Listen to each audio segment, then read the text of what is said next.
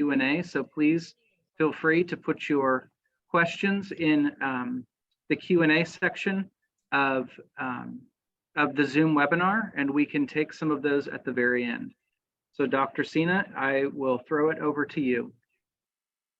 Excellent. Thank you so much. I want to appreciate everybody, including Capital USD, for having us today. And thank you, Dave Cook, for joining as well. I know Dave and I and the rest of the Aspire team, we really enjoy these conversations and having these presentations, because part of mental health is, at least when it comes to what we do, is to share as much knowledge and information as we can. It's called psychoeducation, and the objective is to spread this wealth with as many families and patients and just the community in a whole. Because the more information we have, the more we can potentially utilize that information for different types of treatment options, and to help our young people who've tremendously suffered, especially over the last couple of years. I mean, there was already a significant increase in depression and even suicide attempts and suicidality amongst this teen and young adult population prior to COVID. And COVID, unfortunately, as we all know, only exacerbated these issues. So real quick, my background, I'm a double board certified child and adult psychiatrist. I went to UT Medical Branch. I'm originally from Texas, and I completed my adult and child residency and fellowship at UC Irvine. I have a private practice in Newport Beach. I'm the director of the Aspire programs and young adult programs at Hoag. And I'm a team psychiatrist for the LA Chargers and an NFL and MLB doctor as well. So before we jump into the nitty gritty, I wanted to just explain what's going on with our youth as a whole when it comes to mental health. 10% of mental health patients do readmit back to the hospital within 3 months. 33% of Hoag's inpatients have a secondary mental health diagnosis. The average hours that patients will spend in the ER is approximately 16 hours. And that's actually, it's much higher for teens because there's just less beds, and there's a limited supply of beds and units compared to adult beds in Orange County. And the suicides in Orange County are unfortunately higher than the rest of California per county. And we do have, unfortunately, one of the highest of any populated, we have one of the highest suicide rates of any populated county in the United States. Some sobering statistics: 13% of adolescents reported suffering at least one major depressive episode or primary health condition in the past year. 2/3 of these kids between the age of 12 and 17 did not receive any mental health treatment, which, if you compare that to physical health, is catastrophic. I mean, that means only 1 out of 3 kids who's suffering is actually getting treatment. And 51%, there's been a 51% increase in hospital ER visits due to suicide attempts by adolescent girls over the past 2 years, according to the last US Surgeon General's report when it comes to mental health, and that was about a year ago. So these statistics are beyond sobering. They're catastrophic, in my opinion. And again, this trend was already going in a significantly upward direction, and it's only gotten worse. There's been a 60% increase in the suicide rate for people between the ages of 10 to 24 in 2018 compared to 20 years prior. And unfortunately, suicide is now the second leading cause of death for college students, according to the American Foundation of Suicide Prevention. And it's also the second leading cause of death for people between the ages of 10 to 14 and 25 to 34, according to the CDC. 45% of children's hospitals across the country reported a 45% increase in the number of self-injury and suicide cases in 5 to 17-year-olds compared to the same period in 2019. There's been a 25% increase in overall mental health-related emergency department visits for ages 5 to 11. And thankfully, Hoag is going to be, in my opinion, well, not in my opinion, from what I know, it's going to be the only program in Orange County that's actually offering an intensive outpatient program for our younger kids, meaning ages like 9 to 12, 10 to 12, which no other program offers treatment for this age group when it comes to that higher level of care. So we're hoping to fulfill that niche population. That it's unfortunate that kids that age are actually having suicidal thoughts and suicide attempts and unfortunately, worst case scenario of suicide completion. So it's something that as an organization, Hoag, we are trying to tackle this issue in a preemptive way and preventing these suicides from even occurring before it becomes even more of an issue, because the trend is unfortunately going in a negative direction. There's been a 31% increase in overall mental health related emergency department visits for 12 to 17-year-olds over the last 2 years as well. I'm going to close these blinds real quick to help with that green screen. So if we look at this chart here, it's the ER visits for self-harm. The emergency room visits for self-harm by children has sharply gone up over the last decade, especially amongst young women. You can see here, females are in the red, both genders are in the gray, and males are in the blue. And that's a huge spike in the course of 10 years. We're talking about a multi-fold increase, which if you compare this like other medical issues amongst all medical specialties and subspecialties, you don't see this kind of rise when it comes to these types of symptomology. Now, the CDC did have a high school youth risk behavior survey. And I know this chart is kind of small, but basically it's showing that there is a link between young people who are engaging in risky behaviors and how that links to increase depression, helplessness, and hopelessness, increase contemplation of suicide, increase thinking of suicide plans and even attempted suicides and even getting injured. In my opinion, there is a direct correlation, and it's not even my professional opinion. This has been proven in study after study over the last several years, where every hour on social media, there's a significant increase in depression, anxiety, and self-esteem issues. So this is something that we need to address when it comes to regulating social media, regulating screens.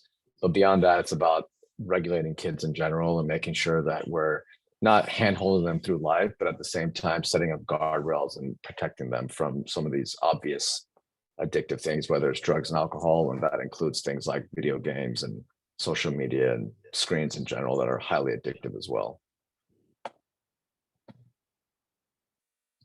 Some signs and symptoms of depression that I think every parent should be aware of, and patients as well need to be aware of. If these symptoms last for more than 2 weeks, they need to be addressed by hopefully a mental health professional. So if we notice a significant change in school performance, withdrawing from fun, withdrawing from society, increased feelings of sadness and hopelessness, decreases in energy, increases in anger and rage, being more overreactive, more restless, more agitated. If you see a significant change in eating or sleeping patterns, obviously substance abuse can be a major problem. And that can also lead to depression and anxiety. A lot of these substances that are technically legal, like alcohol and marijuana for adults, these are depressants that actually exacerbate depression and anxiety for most patients. Although short-term they can provide some relief, but long-term they can definitely compound, and you can get a worsening depression and anxiety that actually makes the issues worse. Patients who are, or kids who are like newly oppositional defiant for the first time, that can be another red flag. There's no doubt that having suicidal thoughts or gestures, making threats, whether they're direct about like active thoughts, meaning an active intention or plan, or a passive thought where kids will express that I wish I wasn't here, I wish I would wake up, stuff like that. These are all big red flags that need to be taken seriously. This isn't a situation like Boy Cried Wolf where we just assume that the kid's not being manipulated. We got to take suicide at face value every single time. If you have kids that are resorting to artwork, whether they're poems or essays, drawings that are very morbid or focus on death, that's something that needs to be addressed. If you see kids giving away their belongings or drafting a will, that's highly unusual, and that's something that needs to be taken seriously as well. If you notice any irrational behavior, bizarre behavior, dramatic change in personality or appearance, these things all need to be taken seriously and addressed, hopefully by at minimum a pediatrician. But realistically, these kids with these symptoms do need professional help. And again, the key is preemptive care, preventative care, not waiting until the shoe drops, and we have sometimes some catastrophic consequences for kids whose symptoms aren't taken at face value.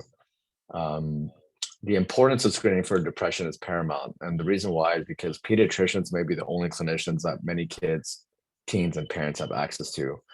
Child psychiatrists are unfortunately the most in-demand specialists in all of medicine, meaning all specialties. And there's a huge deficit in demand supply curve. So unfortunately, a lot of child psychiatrists don't accept insurance and don't accept new patients. And during COVID, my wait list was months long, 3-4 months, maybe even longer at times. And getting in to see a mental health provider has honestly never been more difficult. Although the caveat with that, I would say now that kids are getting back into school and life is getting some semblance of normalcy, I would say my schedule and other child psychiatrist schedules are lightening up a little bit, but there's still several weeks to months wait list. So if your child is expressing or experiencing any of these symptoms, I would try to, at minimum, get into the pediatrician and start looking for a therapist, psychologist, and hopefully even a psychiatrist if medications are possibly indicated. How do we differentiate depression from other mental health disorders? Now, depression, typically, we notice changes in sleep, losing interest in fun activities, guilt, issues with energy and focus, change in appetite, and then suicidality is a big and obvious sign of depression. But we also got to screen for mania, because a lot of times bipolarity, or a bipolar disorder, will first start off as a depressive episode. And so sometimes you may put the patient on an antidepressant, and what this can do is it can unmask a bipolar disorder, meaning it actually makes symptoms worse, especially when it comes to mania. So if you have a patient who's becoming way more irritable, more agitated, very irresponsible, like outside of their baseline, much more grandiose, meaning like they're starting to think that they're smarter than other people, more powerful than other people, having a lot of grandiosity or racing thoughts, just acting out of character, not sleeping, not wanting to sleep, working on projects throughout the night, or having a lot of pressured, forceful speech. These are all possible signs of mania that needs to be addressed typically by a psychiatrist, because mania can be very dangerous. What's most dangerous is if you have a patient who's in what's called a mixed episode, where they have some depression, but they're gradually getting better and they're gaining motivation to actually act on some of those dark thoughts. That's when sometimes these medications can occasionally backfire and actually make symptoms worse, which again is the reason why we necessitate seeing a mental health professional to make sure that they're monitoring these symptoms and keeping track in the rare chance that symptoms actually get worse. So part of that screening also has to do with screening for family history, and also getting collateral from parents and loved ones as well, and sometimes even teachers if need be. We also want to rule out drug-induced mood disorders. Alcohol, marijuana, like I mentioned earlier, are no doubt physiologic and psychologic depressants, and they can, and a lot of times will, exacerbate and initiate mood and anxiety disorders. So this is something as a child and teen doctor I deal with, especially with teenagers and young adults, I deal with on a daily basis.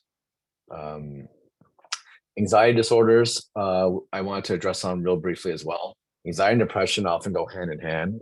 Sometimes they're separate comorbid conditions, and sometimes they're directly linked, where one is the root cause, meaning like the chicken and the egg type scenario. But we do want to screen for anxiety disorders as well.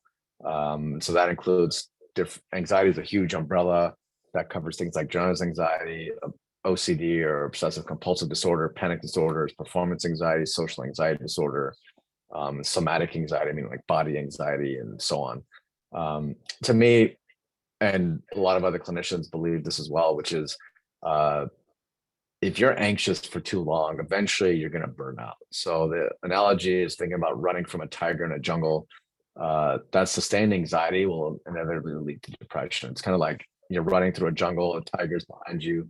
You can't run forever. At some point, you're just going to give up and allow that tiger to take over. So that I've had several patients appreciate that analogy and recognize that there is some burnout at some point, and that's when anxiety that's untreated inevitably leads to depression. Again, we want to make sure for patients who are anxious, they're not self-medicating when it comes to self-medicating with alcohol or marijuana, sometimes with caffeine or nicotine, prescription pills. And again, sometimes these medications can lead to some short-term relief, but then you get what's called rebound anxiety, where the symptoms or the anxiety levels are actually higher once that substance clears a patient's system. There's also a very strong comorbidity or link between anxiety and ADHD. And so anxiety, OCD, tic disorder, Tourette's, autism, these all come from the same parts of the brain and need to be ruled out. So if I have a patient who has ADHD, I'm always trying to also rule out different types of anxiety disorders and vice versa, along with the other disorders that I just named out, because there is so much overlap. Imagine like a Venn diagram where you see all these symptoms present around the same time, and we need to figure out hopefully what the root cause is. Occasionally treating symptoms can be beneficial, but finding out the root cause can be really helpful as well, so we can treat these symptoms in a long-term fashion effectively. Untreated ADHD can also lead to depression, anxiety, confidence, and self-esteem issues. You can imagine typically ADHD patients actually tend to be more intelligent and higher IQ than their non-ADHD counterparts. But because they're not getting that validation and they're not getting objective confirmation and feedback that they do have what it takes, if they're having trouble turning in assignments on time, if they're having trouble paying attention in class or even paying attention during an exam, their grades are going to drop. And then over time, these kids actually start believing that they don't have what it takes and that they have these major deficits that are not surmountable, which is not true. ADHD is one of those conditions that when it's treated appropriately, it's like a game changer. It's like a night and day difference. So for me as a psychiatrist, it's very rewarding to treat ADHD because the turnaround and the response is so favorable and occurs relatively quickly. So it's the analogy is it's like giving a child or teenager, young adult, like glasses or a hearing aid for the first time. It's that transformative. And in that note, you can see here back to this Venn diagram, you can see how ADHD, depression, anxiety, and even cognitive disorder is like kids who are acting out almost like in like some criminal behaviors. There's so much overlap. And so that's why, again, it's important to hopefully see a psychiatrist, psychologist, or a therapist if your child's having significant mental health issues, because pediatricians, God bless them, they have so many responsibilities. They have to cover so many different specialties that they're not going to have as much experience as mental health professionals when it comes to different modalities, different treatments, different medications that could be more beneficial and help a patient in a faster fashion. Why is it so important to treat ADHD? I like this graph right here because it illustrates how consequential untreated ADHD can be. So the orange bar is ADHD kids or patients, and the normal is the yellow bar. You can see here that we're talking about multifold, triple, quadruple, sometimes 7, 8, 10-fold increases when it increased risk of repeating a grade, not graduating high school, impulse control issues that lead to teen pregnancy, increased risk of STDs and substance abuse issues, including even car accidents, getting incarcerated, not graduating from high school or college, getting fired from a job more often. ADHD is much more consequential than people think. It's not just focus related. It actually impacts these patients' lives tremendously.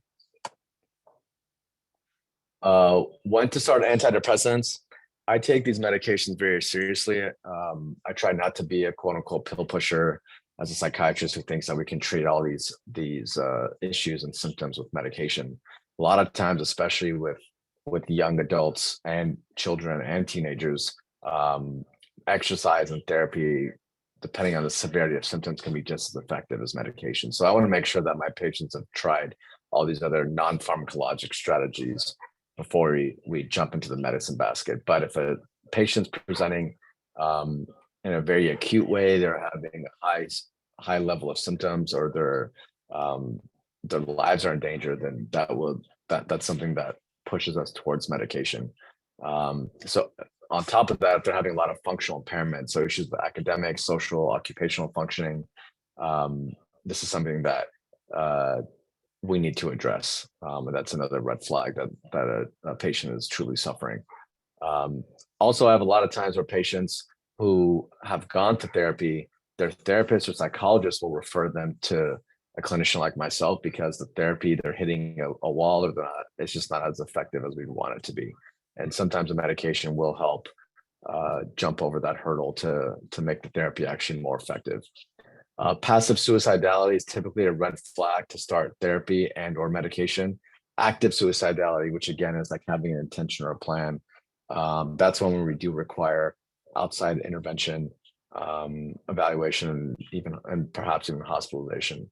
I want to make sure that all parents appreciate and understand that all meds should be locked up and dispensed by a parent, including over-the-counter medication. So I have some parents who are like, well, I want my kid to be responsible. I'm like, there's so many different ways for a child to display their responsibility. And I would not give kids medication. It's almost like giving them a loaded weapon. Sometimes these medications are as lethal as a firearm when it comes to risk. And so we want to make sure that all medications, including medications that are very routine, things like Advil and Tylenol, these things can be highly toxic if taken in excess. So we want to make sure that these kids with these prefrontal cortexes that aren't fully developed, and that leads to impulse control issues and poor judgment, we want to make sure that these kids aren't having access to these types of medications that are potentially very dangerous.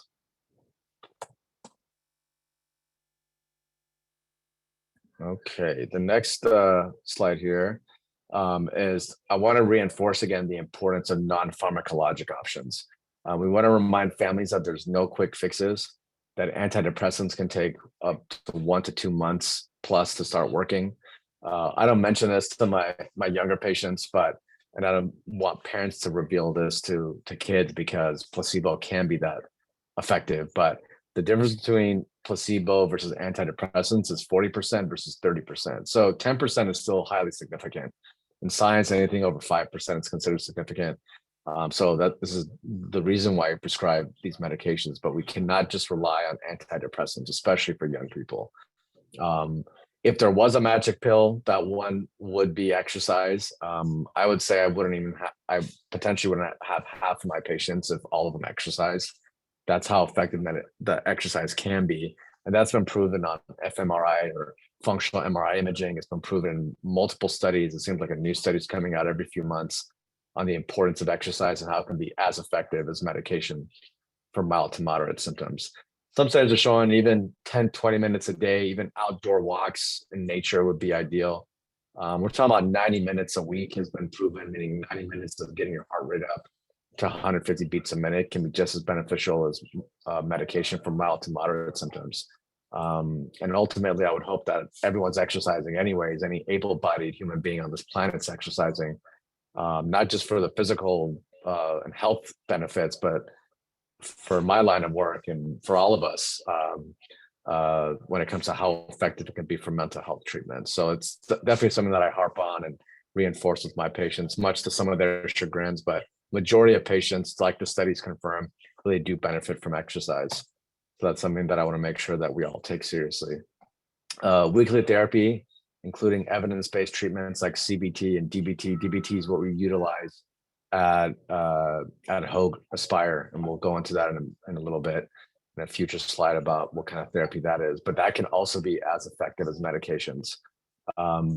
We also want to not take the things that we all assume are beneficial for us for granted. So sleep hygiene is extremely important. That means cutting off electronics at nighttime, hopefully a couple hours before bed, restricting screens, especially at nighttime, but also in general.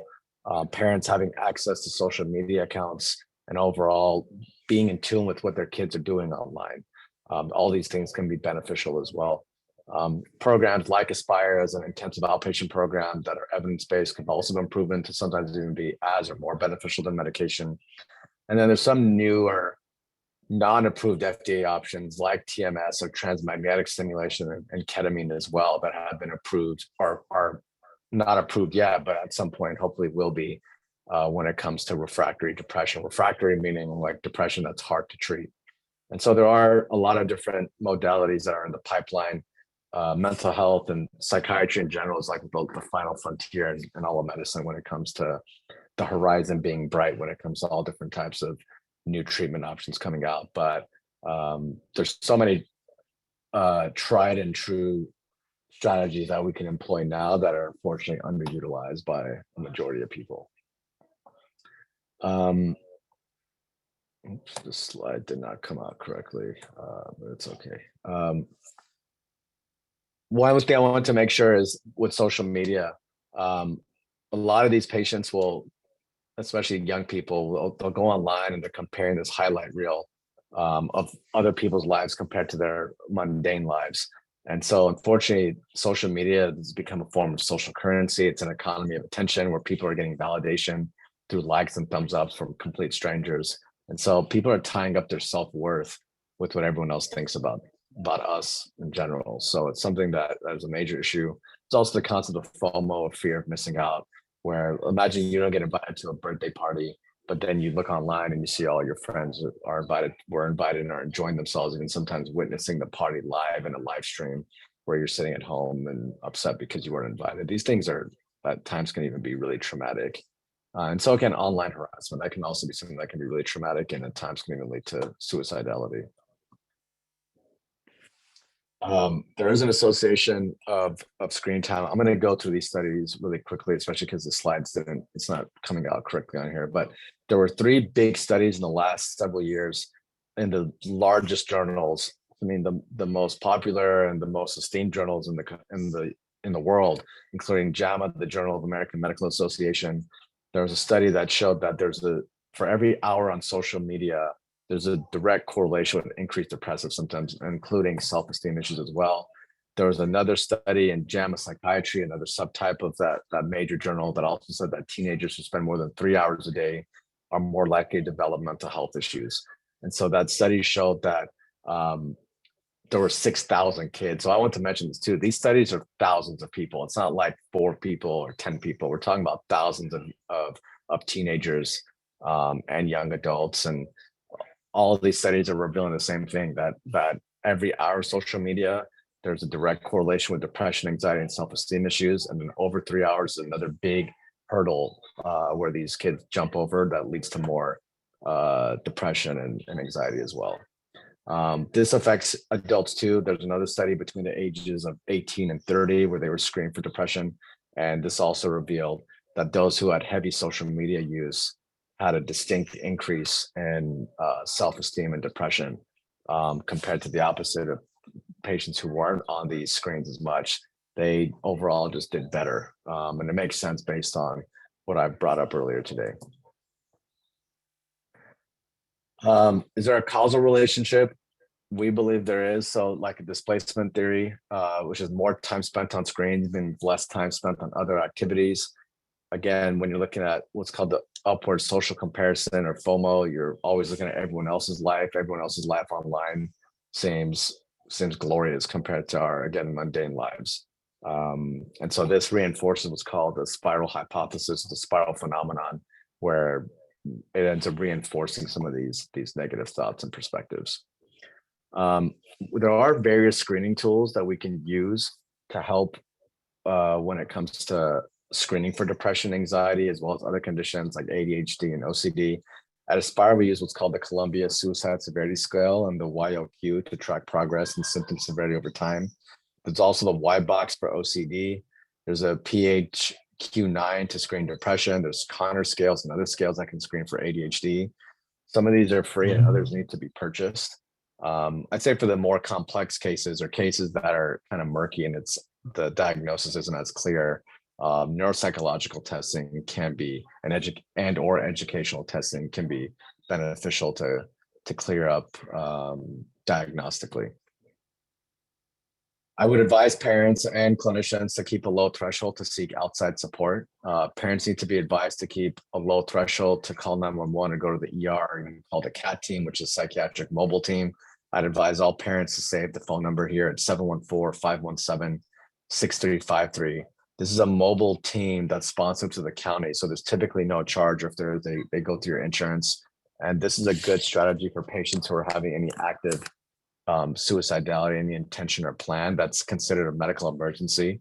It's analogous to, let's say, your child having a bone sticking out of their leg. That's how dangerous suicide with an intention or plan is. And these kids either need to be seen by the CAT team that can come to your home, or you need to take these kids to the ER or an urgent care or call the police if it gets to that point.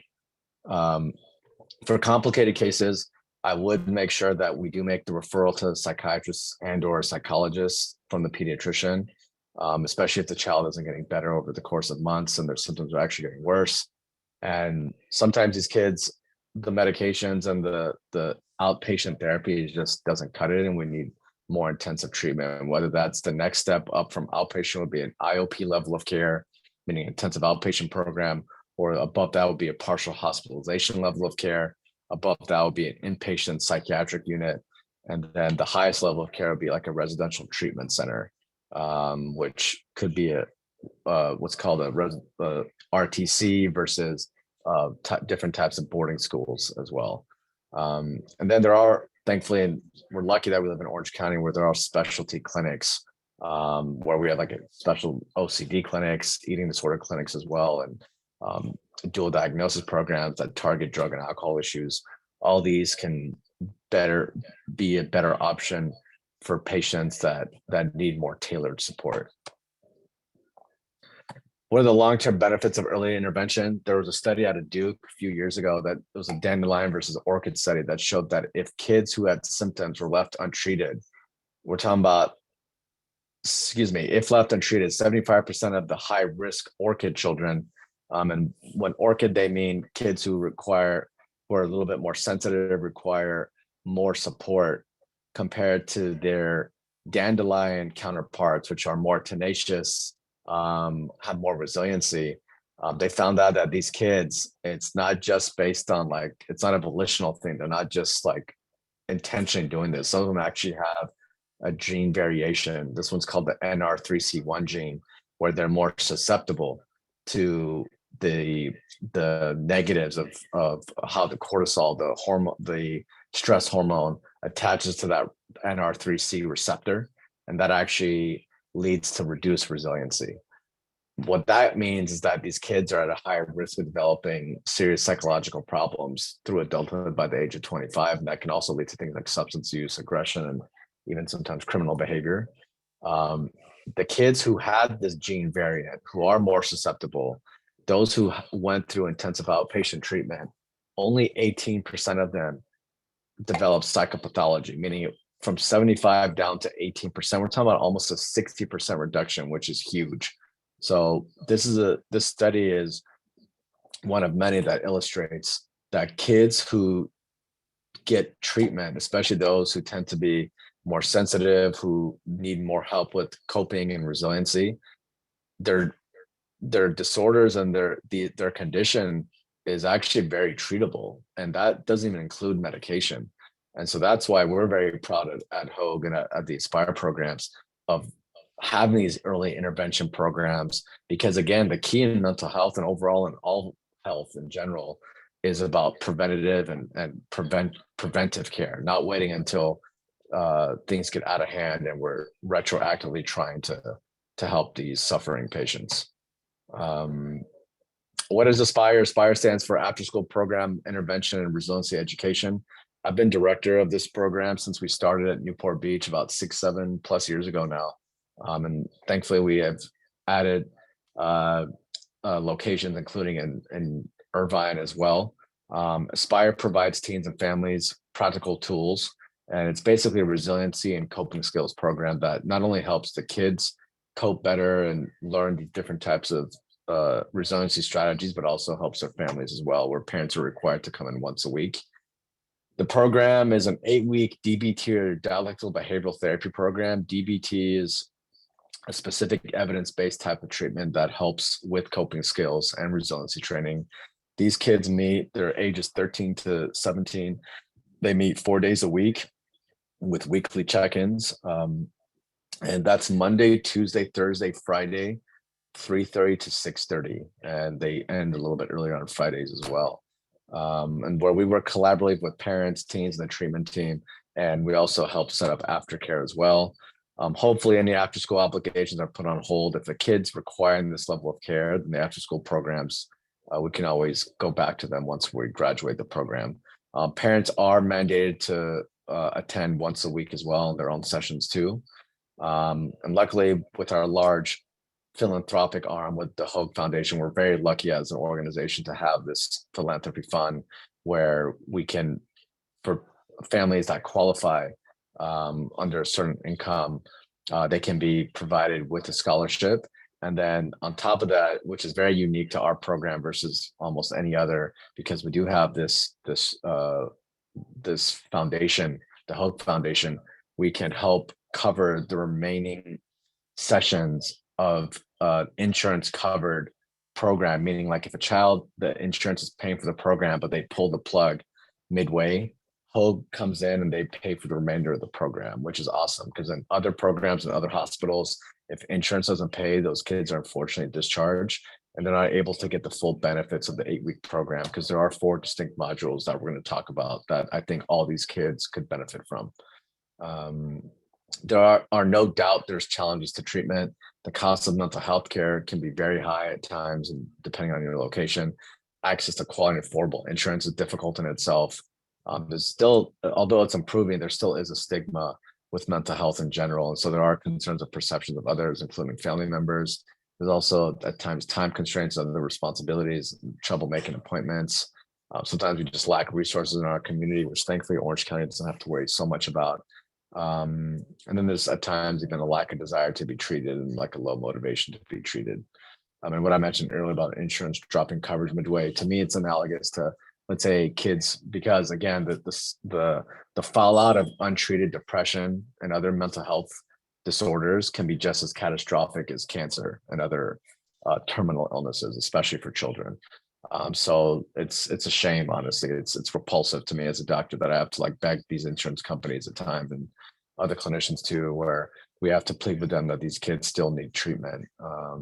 Where if it was another type of illness that wasn't mental health related, there's a little bit less barriers to care. So I'm very thankful. I know the team is as well, that we don't have to worry about and not only wasting our time, but hope, God forbid, these kids not getting the treatment that they need and deserve because of insurance issues. As I mentioned earlier, we have 2 locations. One is in Newport Beach. It's across the street from the ER. It's at the Melinda Hoag Smith Center for Healthy Living. The other location is at Hoag Irvine across the ER as well, off of Sand Canyon. We also, a couple years ago, actually started a young adult mental health program. And that's a niche program for, I would say, one of the most underserved populations, meaning the age, what's called the transitional age youth patients, 18 to 26. And we were the first young adult program that opened up in Orange County. And I'm proud to say we're also, along with the rest of the team support, we've been able to discuss getting, this is a progress right now. We're hopeful we're going to get some of these young adults college credit if they graduate our program successfully. And same as the Aspire program, these skills include emotional regulation, distress tolerance, and learning how to apply these skills to daily life, along with some more practical application that fits young adult lives better when it comes to things like resume building and addressing more adult issues compared to the Aspire program. And unfortunately, the studies were showing that this TAY population, the transitional age youth population, was the most affected by COVID. And it makes sense. Just think about a quick example of a kid who got accepted to the college of their choice as a young adult, and right when they started, that plug was pulled when COVID shut everything down. So some of these kids like literally missed out on their college experience, which is really sad, because college isn't just about education. In a lot of ways, it's actually more about development when it comes to learning what you're about and the world is about. And it's just something that when I look back at my own college experience, it's really sad that some of these kids got that taken away from them. So we did see a big spike in our census when it comes to this program, especially during COVID era. This program is also 8 weeks long. It's a little bit shorter, that it's 3 days a week, Monday, Wednesday, Friday. The hours are 10:30 to 1:30. We treat adults, young adults, 18 to 26. And these are small group settings like Aspire, usually 8 patients max, at absolute most 10 patients at a time. And we have a rolling admission every Monday. New patients come in as well. Right now we're only having the young adult program in Irvine. There may be some talk about opening up another one in Newport at some point. I'm also happy to report that in the future, like I mentioned earlier, we're talking about becoming the first program in Orange County that's going to serve our younger child population, meaning ages 9 to 12, because there has been a big spike in suicidality and depression, anxiety over the last several years in that young age population. Again, the key is to prevent these kids from getting worse over time. So I'm glad that we're going to start that. Hopefully, at the end of this year is our projection.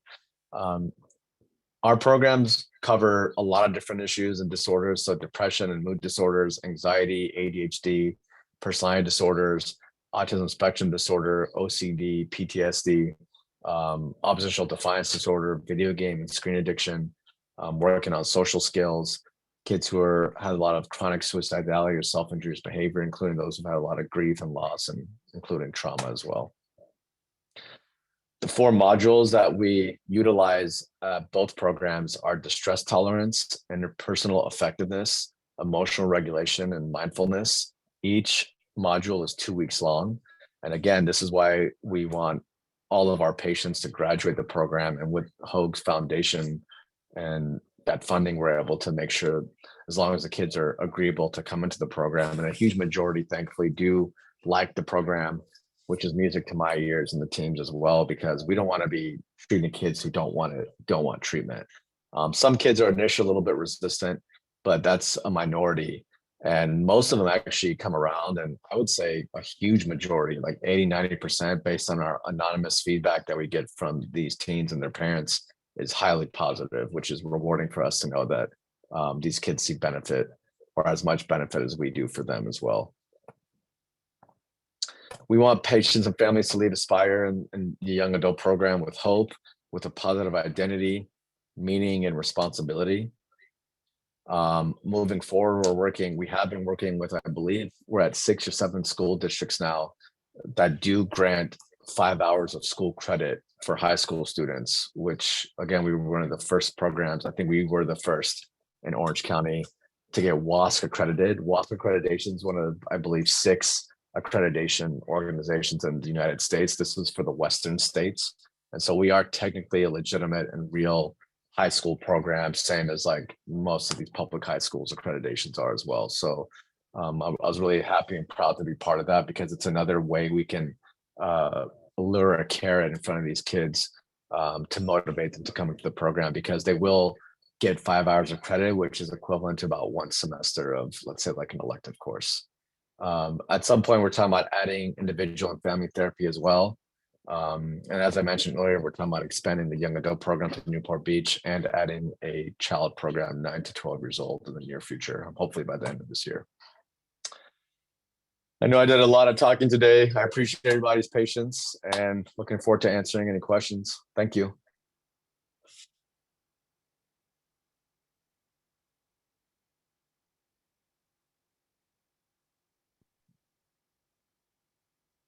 Thank you, Dr. Sina. Now we do have time for questions. So for anyone listening here, I would ask that you just add them to the Q&A in this section. And while we're waiting for those, I'll start because I have a couple. The first one is, and if this is for Dr. Sina and Dave Cook, who is the lead therapist for Aspire. It sounds like physical activity, sunshine, and limited social media would help most or all kids.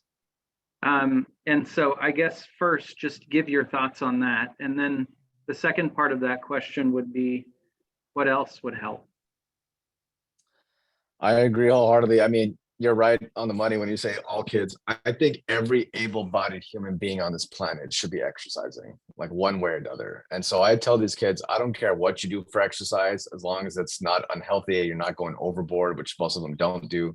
But whether it's working out at home, whether it's working out with friends, light weights, heavy weights, attending boxing classes, signing up for various sports, doing different exercises, YouTube videos at home, even running in place, jumping jacks, going to the gym with friends, by yourself, with a parent, running, swimming, biking. I mean, in California, these kids, in my opinion, I grew up in Texas, where it was so hot and humid and disgusting, especially in Houston, where you just couldn't leave. Like, I mean, summertime was like hell. So you literally were stuck at home, especially during the daylight hours.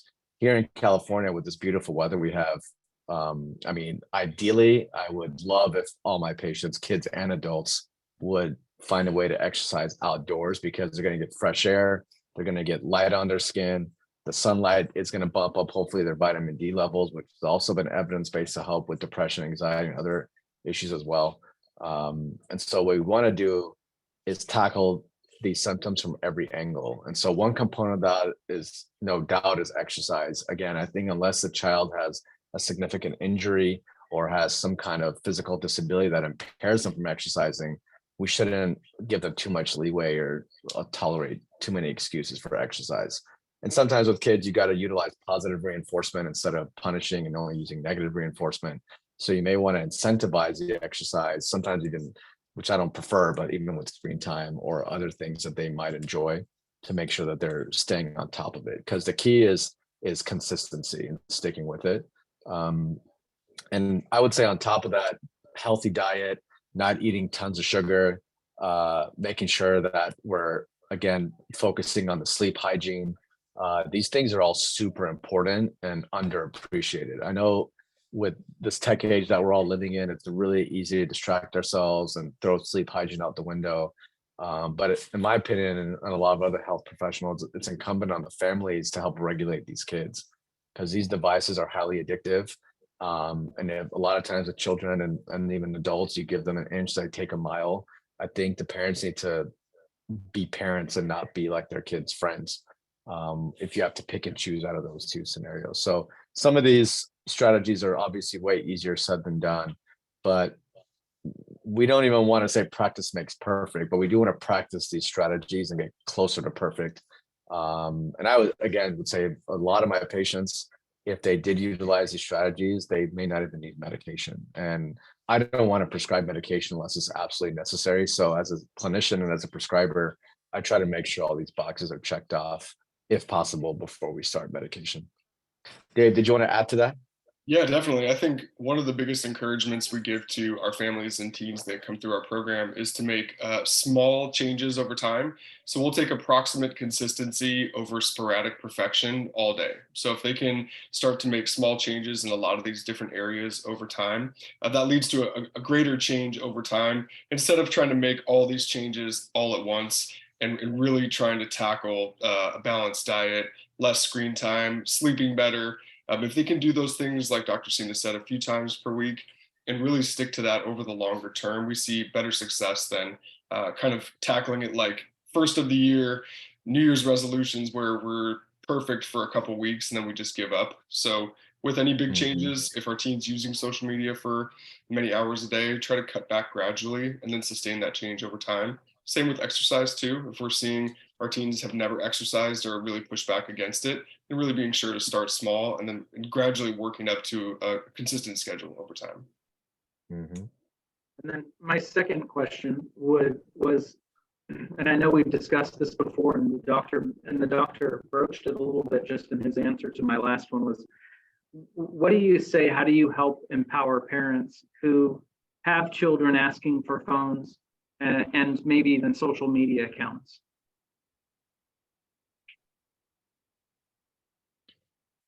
Dave, do you want to answer that, or I can? We both can. Yeah, I think with social media accounts, again, a lot of it is just preparation ahead of time. One of the biggest things, if we give our teens and even young children access to devices at an earlier age, especially smartphones and other technology, it's really hard to take those back. It's kind of like opening Pandora's box a little bit. So if they are introduced to a smartphone, Instagram, Snapchat, we've seen kids as young as like 6 or 7, or parents are using that as kind of like a babysitting tool. It's really hard to walk that back in the future. So I think if you can delay giving your teen a smartphone until, I would even say, I mean, 8th grade is like a recommendation, but I would say if you can push it off until 9th grade, when they're at least 13, 14, that does give you a little bit of a chance to prep ahead of time to, one, talk about appropriate limits and boundaries of social media, talk about your expectations, your rules with the phone, and really kind of do some prep work ahead of time, rather than letting them have access to everything and then trying to gradually struggle to pull it back and regain control when it's really, too late, I would say. So I would say preparation ahead of time, wait till 8th grade at minimum if you can. A lot of our patients, funny enough, are kind of reverting back to like dumb phones, even the first generation smartphones or flip phones that have no access to the internet. It's almost become kind of like a vintage or a niche thing that the teens are into now, and they're less connected to social media in general. So if we are concerned about having a smartphone or our teen is using them inappropriately, I know one thing that Doc always says is having a cell phone is not a human right. It's a privilege that's earned in families too. So our teens aren't given a phone because they're a teenager. They get to earn access to a phone, and really parents are in control of how much media and how much device time their teens get to use. So being aware of that too. If the boundaries are being crossed and rules are not being upheld, always revert back to even just a phone with basic text and phone call capabilities. Yeah, no, I agree. And there's like these newer dumb phones that are maybe not as dumb, quote unquote, as like decades back, where parents can still track their kids and they have GPS, and you can even pre-assign different phone numbers that kids can text message and whatnot. So there's all these new tech. We can actually combat some of the tech issues with some other technology to help regulate. And Dave's absolutely right. I mean, there's a campaign called Wait Until 8th on the East Coast, and some parents got confused and thought it said wait until 8. So they had bought cell phones and iPhones for their 8-year-olds. And that was in a lot of ways catastrophic.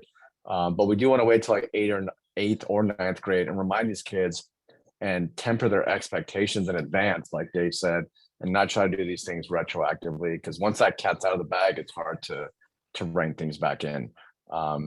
And the key is to set limits. If you give these kids, and I mean, most of us older folks, like we didn't have phones when we were younger, we survived and we thrived. So like, again, like Dave said too, that I mention all the time, like an iPhone or cell phones in general, technology screens, these things are not human rights. They did not come out with the child, with the placenta and whatnot. It's something that I think parents forget at times, that they need to regulate these kids in a supportive and therapeutic and a warm way without being critical, but at the same time setting boundaries and saying those and setting those boundaries openly in advance. So these kids can't come back and later tell us that, oh, like you never told me, you never warned me. I would even recommend, this is what we do at Hoag sometimes too, is set up contracts, especially if the child isn't compliant. Parents draft a contract, the kids draft a contract when we're talking about like text and screen use, for instance, and then hopefully find a middle ground and start setting those limits and those boundaries, and hopefully utilizing some positive reinforcement and using it like in a reward way instead of vice versa, where a child who's like, let's say, not doing well in school, not doing well behaviorally, and at the same time is on their either screens, video games for like 7, 8, 10 hours a day. I mean, it's pretty obvious in that situation, like what we need to do when it comes to regulation. And that's something that I think some parents forget, how much power and leverage they have when it comes to their children. No, Jimmy has a question.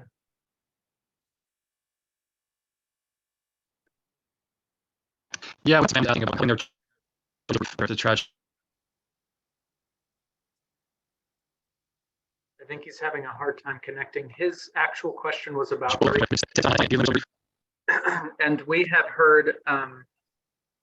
heard in dealing with grief here in either our middle and high schools, even elementary, what we usually do is provide grief counseling and support the day of, or sometimes even the week of major crises. And the one thing that we've heard from parents and from administrators at our school sites is that often grief won't come out from children for weeks or maybe a few months. And so we've been sort of looking at how do we provide that grief support in a longer term, or how do we go back and provide it after the initial reason for the grief.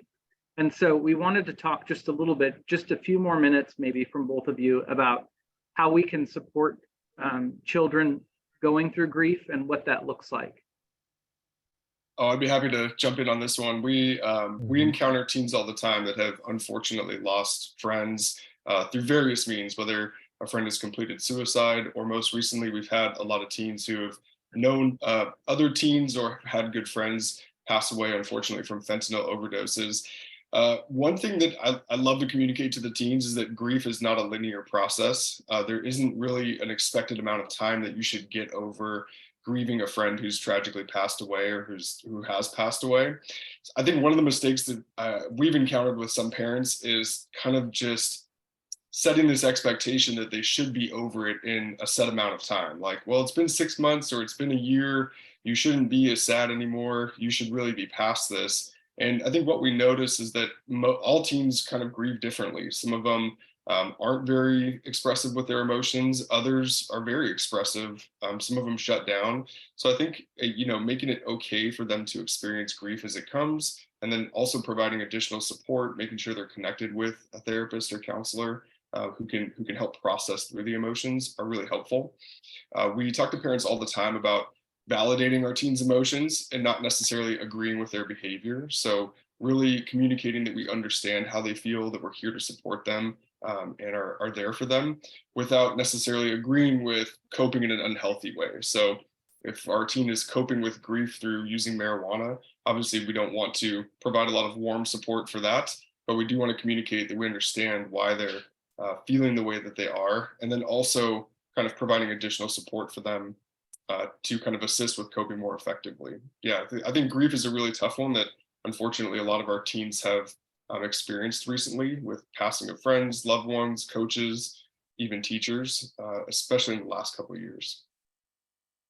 No, I agree. And something about like what's called complicated bereavement versus uncomplicated bereavement, where there's like certain timelines where like if a patient's suffering for more than a year, really fixated on a loss, that's something that needs to be addressed directly. Although I would say with kids, we want to be even more vigilant or hyper vigilant when it comes to their symptomology. So whether it's if there's a trigger related to a loss, or this happened organically, I would ask parents to remain vigilant, especially after a serious event that occurs, to make sure that we're checking in on them regularly without being too overbearing or helicoptery.